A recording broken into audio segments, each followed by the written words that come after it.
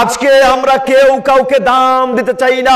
যার যার ক্ষমতা, যার যার বহুবল, যার যার পাইতারা, কেউ কাউকে মূল্যায়ন করতে চায় না।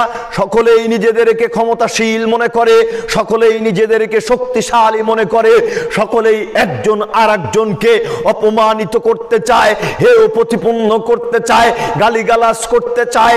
কিন্তু পরিস্থিতি কত জঘন্য বুঝতে পারে নাই একজন মুরব্বীর সাথে, একজন বয়োজ্যেষ্ঠর সাথে, অথবা সমবয়সীর সাথে, পরিচিতর সাথে অথবা অপরিচিতর সাথে কোনো একটা বিষয় নিয়ে যখন দ্বন্দ্ব হয়ে যায়, তখন একজন আর একজনকে গালিগালাজ করতে কুণ্ঠাবোধ করে না, একজন আর একজনকে অপমানিত করতে কুণ্ঠাবোধ করে না। কিন্তু পরিস্থিতি কত জঘন্য আমরা কোনোদিন চিন্তা ভাবনা করে দেখিনি। হারিস ইবনে ওয়াহাব রাদিয়াল্লাহু তাআলা আনহু বলছেন, রাসূল সাল্লাল্লাহু আলাইহি ওয়াসাল্লাম বলেছেন, খুবই গুরুত্বপূর্ণ হাদিস, মনে রাখার চেষ্টা করবেন। আল্লাহর নবী বলে উঠলেন, আলা উখবিরুকুম বিআহলিল জান্নাহ, সঙ্গে সাথী শোনো, আমি কি তোমাদেরকে জান্নাতি লোকেদের কথা বলবো না? আমি কি তোমাদেরকে জান্নাতি লোকেদেরকে দেখিয়ে দিব না কারা জান্নাতি, কারা জান্নাতে প্রবেশ করবে? তখন আল্লাহর নবী বলে উঠলেন, কুল্লু যায়ফিন মুতাযায়িফিন, প্রত্যেক দুর্বল অসহায় প্রকৃতির মানুষ জান্নাতি, প্রত্যেক দুর্বল অসহায় প্রকৃতির মানুষ জান্নাতি। আপনি যদি পৃথিবীতে দুর্বল অসহায় প্রকৃতির মতন করে জীবন যাপন করেন, তবে আল্লাহর নবী আপনাকে জান্নাতি বলেছেন। কেউ যদি আপনাকে গালিগালাজ করে, আপনাকে যদি জুলুম নির্যাতন করে, আপনি যদি সহ্য করতে পারেন, অথবা আপনি যদি চিন্তা করেন আমি যদি হজম করে নেই, আমি যদি সহ্য করতে পারি, তবে পরিবেশটা ভালো থাকবে, পরিবেশটা নিয়ন্ত্রণে থাকবে, এই চিন্তা চেতনায় আপনি যদি চুপ করে থেকে থাকেন, তবে আল্লাহর নবী আপনাকে জান্নাতীদের কথা উল্লেখ করেছেন। প্রত্যেক দুর্বল অসহায় দরিদ্র প্রকৃতির মানুষ জান্নাতি।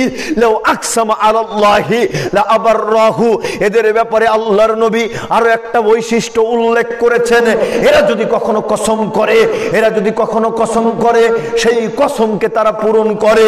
এর পরের অংশটুকু আমার আপনার জন্য খুবই ভয়ঙ্কর, পরের অংশটুকু আমার আপনার জন্য খুবই ভয়ঙ্কর।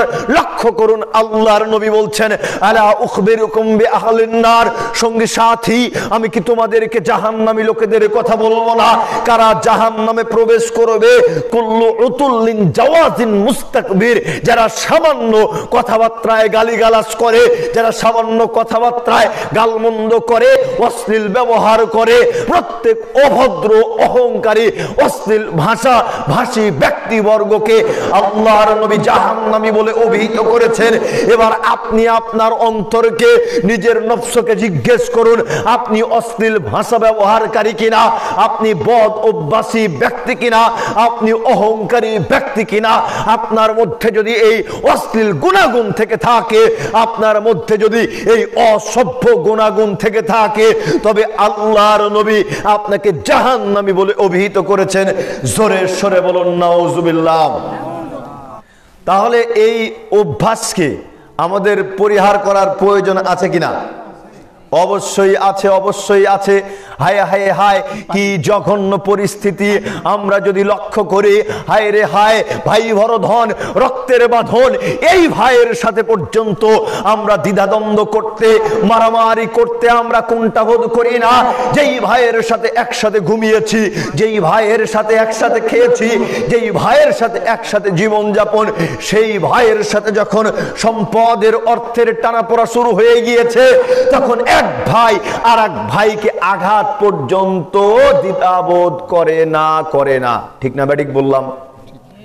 অর্থের টানাপোড়া শুরু হয়ে গেলে এক ভাই আর এক ভাইকে আঘাত করতে কুণ্ঠাবোধ করে না। এক ভাই যদি একটু চেতে উঠে, তবে আর এক ভাই চট করে আঘাত করে বসে।